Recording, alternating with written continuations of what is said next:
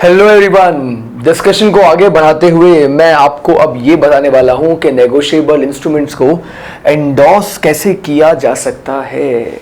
अभी मैंने एक वर्ड बोला एंडोस, और अब मैं एक और वर्ड बोलूंगा जिसका नाम है डिलीवरी। ये एंडोस और डिलीवरी, इन दोनों में क्या कनेक्शन है? बेसिकली नेगोशिएबल इंस्ट्रूमेंट को नेगोशिएट किया जाता है। ये वर्ड एंडोस मैंने पहले इसलिए बोला क्योंकि स्टूडेंट्स को एक कॉमन कंफ्यूजन होता है इस वर्ड को लेकर, इसलिए मैंने बोला कि नेगोशिएबल इंस्ट्रूमेंट को एंडोस किया जाता है। और एंडोस, देखिए, एंडोस और नेगोशिएशन में एक डिफरेंस होता है, तो उसे याद करने का एक अच्छा तरीका है NDE। यस, नेगोशिएशन करने के दो तरीके, by delivery and by endorsement. Endorsement क्या होता है ये मैं आपको भी एक्सप्लेन करने वाला हूं। सो हम NDE फॉर्मूले से हम उसे याद करेंगे कि नेगोशिएशन करने के दो तरीके हो सकते हैं। फर्स्ट तरीका जो मैंने लिखा that is by delivery. By delivery, क्या किसी इंस्ट्रूमेंट को नेगोशिएट किया जा सकता है या नहीं? इंस्ट्रूमेंट से मतलब रिटर्न डॉक्यूमेंट से है।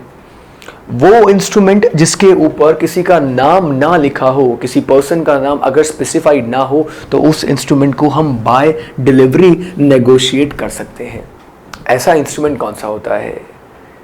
ऐसा इंस्ट्रूमेंट तो RBI एक्ट ने ऐसे इंस्ट्रूमेंट के ऊपर रेस्ट्रिक्शन लगा रखी है सर। RBI एक्ट का सेक्शन 31, यस, RBI एक्ट का सेक्शन 31 ये कहता है कि कोई भी बिल्स ऑफ एक्सचेंज या प्रॉमिसरी नोट बियरर नहीं बन सकता, क्योंकि ये पावर तो सिर्फ और सिर्फ रिजर्व बैंक ऑफ इंडिया के पास में है।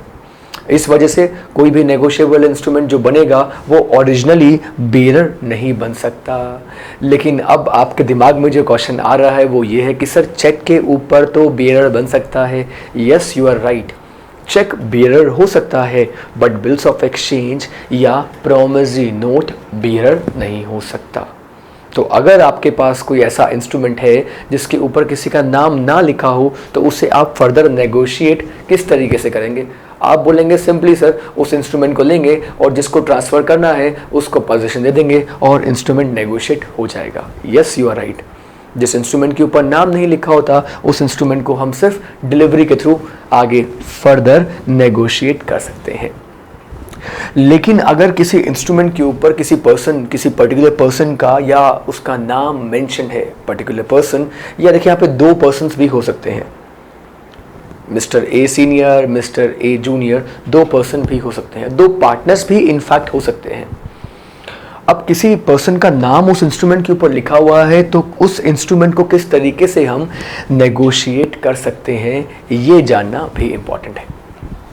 जब किसी इंस्ट्रूमेंट के ऊपर किसी का नाम लिखा होता है तो देखिए इसके लिए परमिशन तो RBI भी देती है, और RBI एक्ट कहता है कि अगर आप कोई भी नेगोशिएबल इंस्ट्रूमेंट बनाइए तो उसके ऊपर किसी का नाम ज़रूर लिखिए। तो अगर नाम लिखा हुआ है पे टू मिस्टर एक्स, मैं इसका एग्जाम्पल, ऑर्डर इंस्ट्रूमेंट का एग्जाम्पल मैं आपको यहाँ बता रहा हूँ। सो अगर लिखा हुआ है पे टू मिस्टर एक्स और यहाँ अगर सिग्नेचर है मिस्टर वाई के, तो इस इंस्ट्रूमेंट को फर्दर नेगोशिएट कौन कर सकता है? इस इंस्ट्रूमेंट को फर्दर नेगोशिएट करने की जो पावर है वो किसके पास में है? वो पावर मिस्टर एक्स के पास में है। और ये मिस्टर एक्स के पास में एक पावर है और मिस्टर एक्स चाहें तो इसको फर्दर नेगोशिएट कर सकते हैं क्योंकि उनका नाम यहाँ मेंशन है। इसीलिए हम बोलते हैं कि मिस्टर एक्स या उनके ऑर्डर पे इस इंस्ट्रूमेंट को फर्दर नेगोशिएट किया जा सकता है। राइट, तो ये हमने बात की, ऑर्डर इंस्ट्रूमेंट की हमने बात की। अब मैं बात करता हूँ कि देखिए ऑर्डर इंस्ट्रूमेंट को हमेशा हम कैसे इंडोर्स करते हैं, तो ऑर्डर इंस्ट्रूमेंट का हमेशा इंडोर्समेंट होता है और बियरर इंस्ट्रूमेंट की हमेशा डिलीवरी होती है। और एंडोर्समेंट करने के दो तरीके, यानी कि दो तरीके से मेरा मतलब है दो एलिमेंट्स हैं जो बहुत इंपॉर्टेंट है। दो एलिमेंट कौन से हैं? First one is it must be in writing. Endorsement हमेशा राइटिंग में होना चाहिए, इस तरीके से, ये जो आपने देखा। तो एंडोर्समेंट हमेशा राइटिंग में हो and must be signed by the holder. Holder उसके ऊपर साइन करे, जो पर्सन उसको फर्दर नेगोशिएट कर रहा है वो उसके ऊपर साइन करके और जिसको वो दे रहा है उसे डिलीवर कर दे। सर साइन इंस्ट्रूमेंट में कहाँ किया जाता है, तो मैं आपको ये भी एक्सप्लेन कर देता हूँ। या तो इंस्ट्रूमेंट के फेस पे, या उस इंस्ट्रूमेंट के बैक साइड पे, या उस इंस्ट्रूमेंट के साथ एक अलग से स्लिप भी अटैच की जा सकती है। यस, यू आर राइट, आपने बिल्कुल सही सोचा या सही सुना।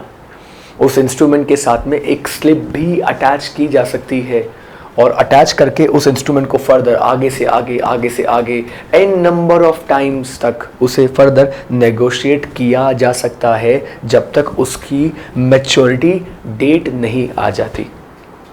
मिस्टर एक्स को मिला है, वो mister Y, mister Z, mister A, mister B, जिसको चाहे वो फर्दर आगे नेगोशिएट कर सकते हैं, लेकिन क्योंकि नाम लिखा हुआ है मिस्टर एक्स का, तो इस इंस्ट्रूमेंट का सिर्फ और सिर्फ एंडोर्समेंट होगा।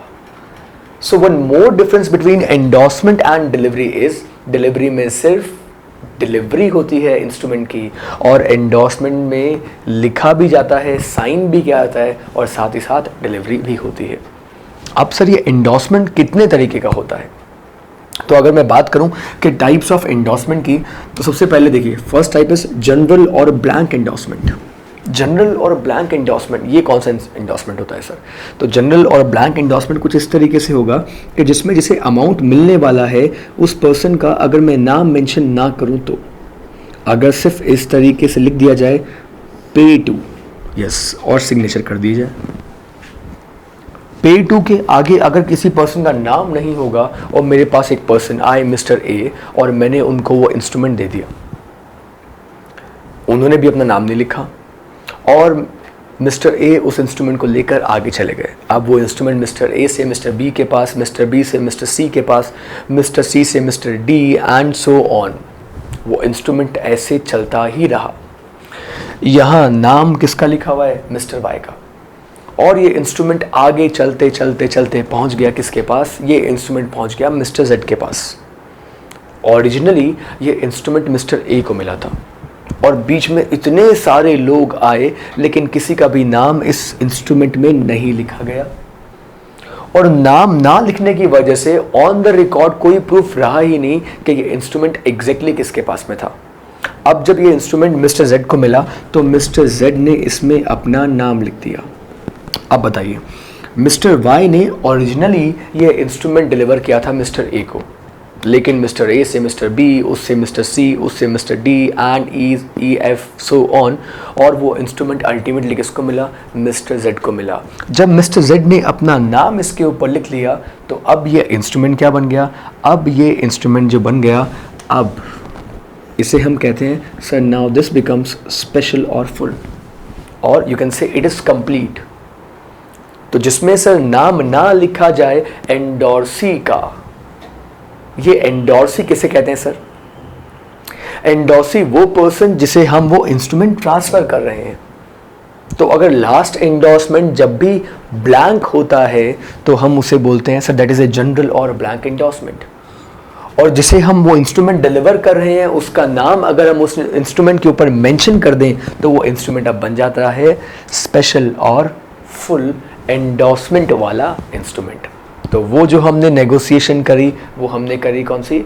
एंडोर्समेंट से करी, और वो एंडोर्समेंट कौन सी बनी? वो एंडोर्समेंट बनी स्पेशल या फुल एंडोर्समेंट। देखिए, जनरल और ब्लैंक मतलब which is not complete, and special और full means which is complete endorsement, जिसमें दोनों पार्टीज का नाम मेंशन हो। नेक्स्ट एंडोर्समेंट जो आ रही है, इसका नाम है restrictive endorsement. It is a very interesting endorsement. देखिए, इस एंडोर्समेंट में क्या होगा? इस एंडोर्समेंट में अगर इस तरीके से लिखा हुआ है, पे टू मिस्टर एक्स ओनली,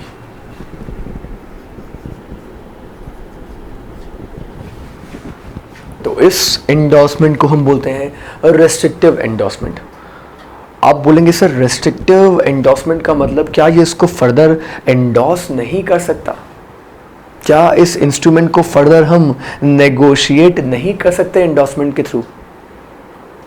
सो इस एंडोर्समेंट के बारे में आपको बता देता हूं कि अगर ये जो रेस्ट्रिक्टिव एंडोर्समेंट है, ये एंडोर्समेंट किसी एक पर्सन को पे करने का प्रॉमिस कर रही है, यानी कि इसमें कहा गया है कि ये जो पेमेंट है, ये सिर्फ मिस्टर एक्स को मिल सकता है।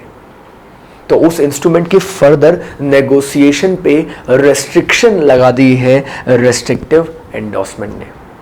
उसका एंडोर्समेंट अब फर्दर पॉसिबल नहीं है और ये उसका रीज़न है, क्योंकि यहाँ मेंशन कर दिया कि pay to mister X only, that means ये अमाउंट सिर्फ मिस्टर एक्स ही रिकवर कर सकते हैं। आगे बात करें तो आगे एक और एंडोर्समेंट है और उसका नाम है पार्शियल एंडोर्समेंट। ये पार्शियल एंडोर्समेंट सर क्या होती है?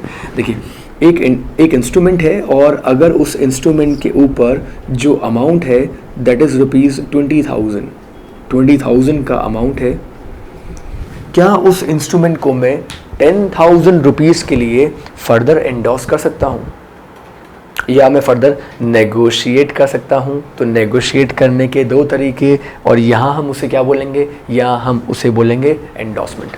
तो क्या उस इंस्ट्रूमेंट को मैं फर्दर एंडोर्स कर सकता हूँ 10,000 रुपीज़ के लिए? आप बोलेंगे सर अमाउंट 20,000 लिखा हुआ है और आप उसे एंडोर्स कर रहे हो 10,000 रुपीज़ के लिए।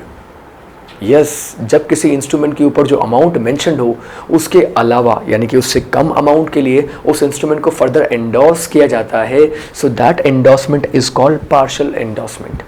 इस इंस्ट्रूमेंट की ओरिजिनल जो वैल्यू थी दैट इज रुपीज़ 20,000, लेकिन इसे एंडोर्स कर रहे हैं 10,000 रुपीज़ के लिए, तो इसी एंडोर्समेंट को नाम दिया गया पार्शियल एंडोर्समेंट।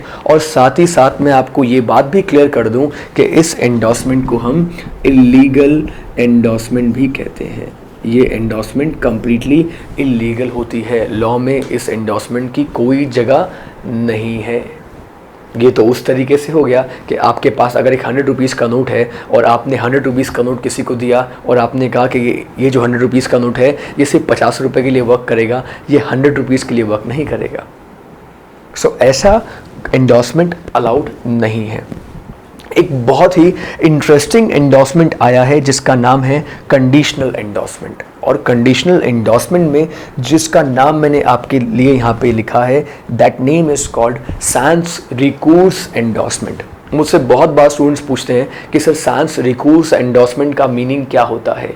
देखिए, sans recourse का मतलब होता है विदाउट रिस्क। विदाउट रिस्क यानी कि जो पर्सन उस इंस्ट्रूमेंट को एंडोर्स कर रहा है वो अपने आप को रिस्क से प्रोटेक्ट कर रहा है।